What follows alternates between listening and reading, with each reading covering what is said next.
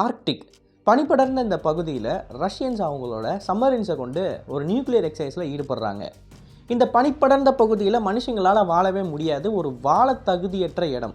ஆனால் இந்த இடத்துக்கு ரஷ்யன்ஸாக இருக்கட்டும், அமெரிக்கன்ஸாக இருக்கட்டும், உலகத்தில் இருக்கிற முக்கியமான குளோபல் பவர்ஸாக இருக்கட்டும், எல்லாருமே போட்டி போட்டுக்கிட்டு இருக்காங்க.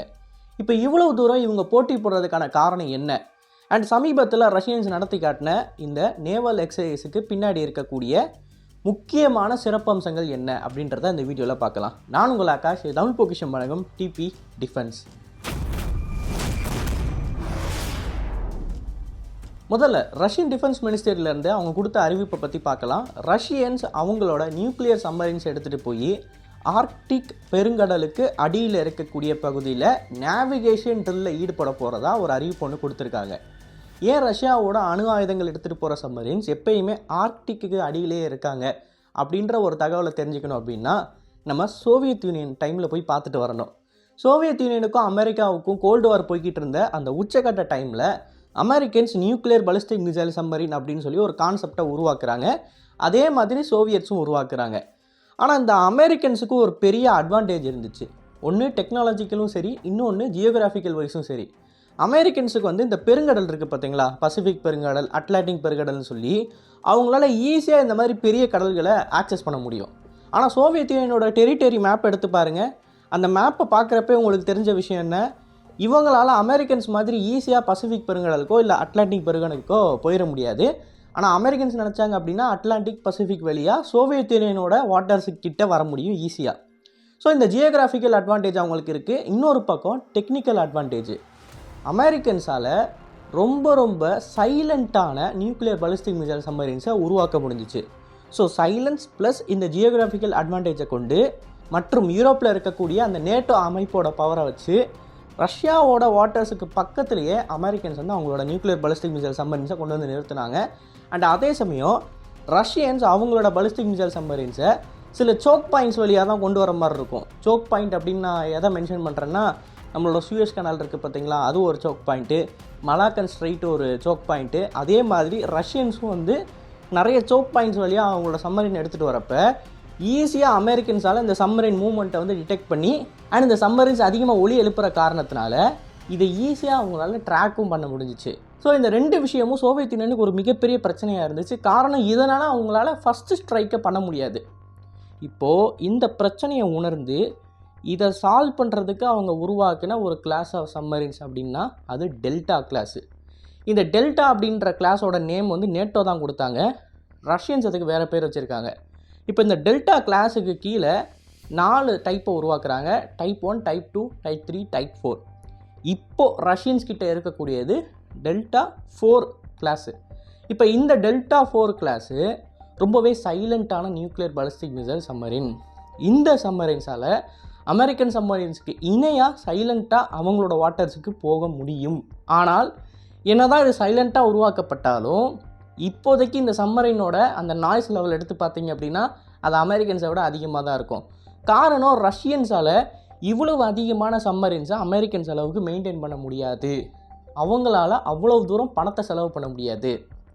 ஸோ அமெரிக்காவோட கேபிட்டலிஸ்டிக் அந்த எக்கனாமிக் பேக்ரவுண்ட் காரணமாக அவங்களோட சம்மரின் ஃப்ளீட்டை வந்து அவங்களால அதிக தொகையை செலவு பண்ணி மெயின்டைன் பண்ண முடியும். ஆனால் ரஷ்யன்ஸால் அப்படி பண்ண முடியாது. ஸோ இந்த இடத்துல நான் தெளிவுபடுத்திக்க விரும்புகிறது என்னென்னா, technically by design Russian submarines வந்து சுப்பீரியராக இருக்கும். ஆனால் மெயின்டெனன்ஸ் இஷ்யூஸ்னால தான் அந்த சம்மரின்ஸ் வந்து இப்போ அதிகமாக சத்தத்தை எழுப்பிக்கிட்டு இருக்கு. இப்போது இந்த சத்தத்தையும் அந்த ஜியோகிராஃபிக்கல் டிஸ்அட்வான்டேஜ் இருக்குதுன்னு நான் ஏற்கனவே சொன்னேன் இல்லையா, இதை சால்வ் பண்ணுறதுக்காண்டியும் தான் ரஷ்யன்ஸ் ஆர்க்டிக் பகுதியில் அவங்களோட நியூக்ளியர் சம்மரின்ஸை நிறுத்தி எக்ஸசைஸ் பண்ணுறாங்க. இப்போ ஆர்க்டிக் பகுதியில் அவங்க எக்ஸசைஸ் பண்ணுறதுனால இந்த 2 பிரச்சனையும் எப்படி சால்வ் ஆகும்னு நீ நினைக்கிறேன்னு கேட்டிங்கன்னா, சிம்பிளான விஷயம். ஆர்க்டிக் அப்படின்னு சொல்லக்கூடிய இந்த பகுதியை ரஷ்யன்ஸால் ஈஸியாக ஆக்சஸ் பண்ண முடியும். ஏன்னா அவங்களுக்கு ரொம்பவே பக்கத்தில் இருக்குது.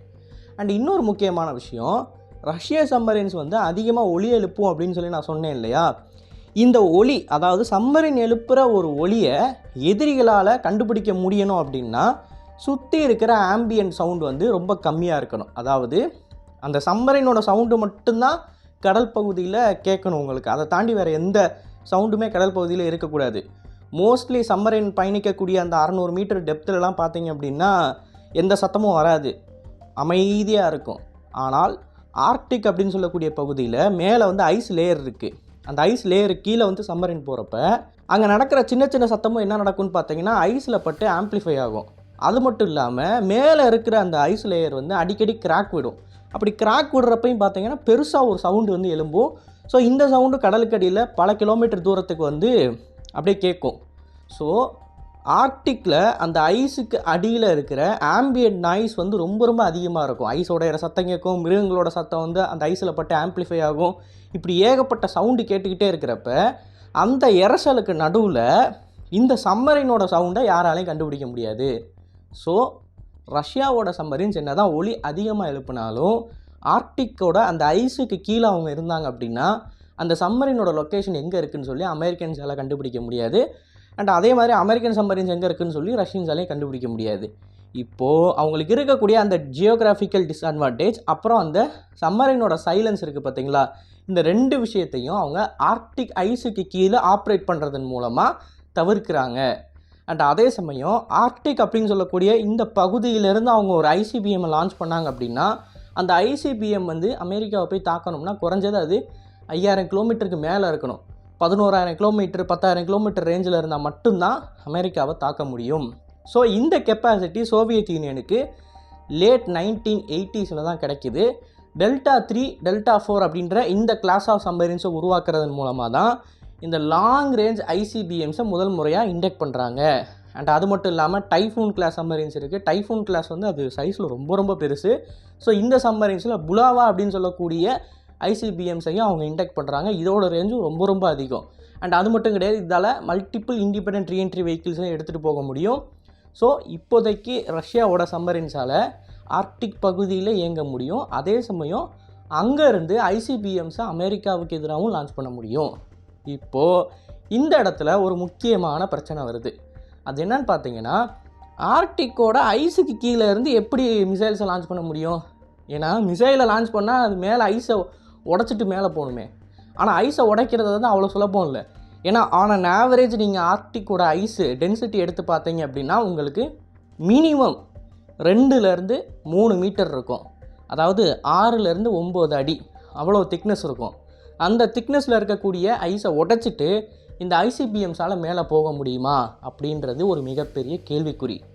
இப்போது இதை சால்வ் பண்ணணும் அப்படின்னா ரஷ்யன்ஸ் ஆர்க்டிக் பகுதியில் இருக்கக்கூடிய இங்கு இடுக்கு எல்லாத்தையுமே தெரிஞ்சுக்கணும். ஆவரேஜாக ஒரு இடத்துல ஐஸோட டென்சிட்டி என்னவாக இருக்குது அப்படின்னு சொல்லி ரஷ்யன்ஸுக்கு ஒரு தெளிவான மேப்பு கிடைக்கணும். இந்த மேப்புக்காண்டி தான் ரஷ்யன்ஸ் அதிகமாக அந்த இடத்துல பேட்ரோலிங்கில் ஈடுபடுவாங்க, ரிசர்ச்சில் ஈடுபடுவாங்க. அண்ட் இன்னொரு பக்கம் இந்த மேப்பு கிடைச்சாலும் அவங்க ஐசிபிஎம்ஸை லான்ச் பண்ணுறதுக்கு சில நேரங்களில் சில பேட்சை தேடுவாங்க. அந்த பேட்ச் என்னென்னா ஐஸில் ஏதாவது கிராக் விட்டு அந்த இடத்துல ஐஸ் இல்லாமல் வெறும் தண்ணி தான் இருக்கும். ஸோ ஒரு பேட்சில் மட்டும் தண்ணி இருக்கும். ஸோ இவங்க என்ன பண்ணுவாங்கன்னா அந்த தண்ணிக்கு கீழே கரெக்டாக வந்து அங்கேருந்து ஐசிபிஎம்மை லான்ச் பண்ணுவாங்க. இப்படி இதன் மூலமாகவும் அவங்களால ஐசிபிஎம்ஸை ஆர்க்டிக்கோட ஐஸுக்குள்ளே இருந்தே லான்ச் பண்ண முடியும். ஆனால் என்ன தான் நம்ம இந்த திக்னஸை பற்றி தெரிஞ்சுக்கிட்டாலும் சரி, மேலே இருக்கிற அந்த பேட்சை பற்றி தெரிஞ்சுக்கிட்டாலும் சரி, எல்லா நேரமும் நமக்கு மேலே திக்னஸ் கம்மியான ஐஸோ இல்லை அந்த வாட்டர் பேட்சோ தான் இருக்குமான்னு சொல்லி நம்மளால் சொல்ல முடியாது. ஸோ எந்த சுச்சுவேஷன் எடுத்துக்கிட்டாலும் நம்மளால் ஐசிபிஎம்ஸை லான்ச் பண்ண முடியணும். அந்த கெப்பாசிட்டி நமக்கு கிடைக்கணும் அப்படின்னா ரஷ்யாவோட இந்த சம்மரின்ஸ் ஐஸை உடச்சிக்கிட்டு மேலே வந்தாகணும். மேலே வந்து அதோட ஐசிபிஎம்ஸை லான்ச் பண்ணணும். இது சம்மந்தமான எக்ஸசைஸை 2020 ரஷ்யன்ஸ் பண்ணி பார்த்தாங்க. ஒரே நேரத்தில் அவங்களோட 3 பலிஸ்டிக் மிசைல் சம்மரின் ஐஸை உடச்சிக்கிட்டு ஆர்க்டிக் பகுதியில் மேலே வந்துச்சு. எவ்வளவு தூரம் ரஷ்ய சம்மரின்ஸால் ஐஸை உடைக்க முடியும்னு கேட்டிங்கன்னா மேக்ஸிமம் அதாவது 9 அடி திக்னஸ் இருக்கக்கூடிய ஐஸை இவங்களால் ஈஸியாக உடைக்க முடியும். ஸோ அந்த அளவுக்கு அவங்களோட சம்மரின்ஸை டிசைன் பண்ணி வச்சுருக்காங்க ரஷ்யன்ஸ். அமெரிக்கன்ஸ் ஒன்றும் சும்மா கிடையாது. இந்த விஷயத்தை பொறுத்த வரைக்கும் அமெரிக்கன்ஸும் வருஷம் இந்த மாதிரி ஐஸை உடைக்கிற எக்ஸசைஸில் அவங்களும் ஈடுபட்டுக்கிட்டு தான் இருக்காங்க.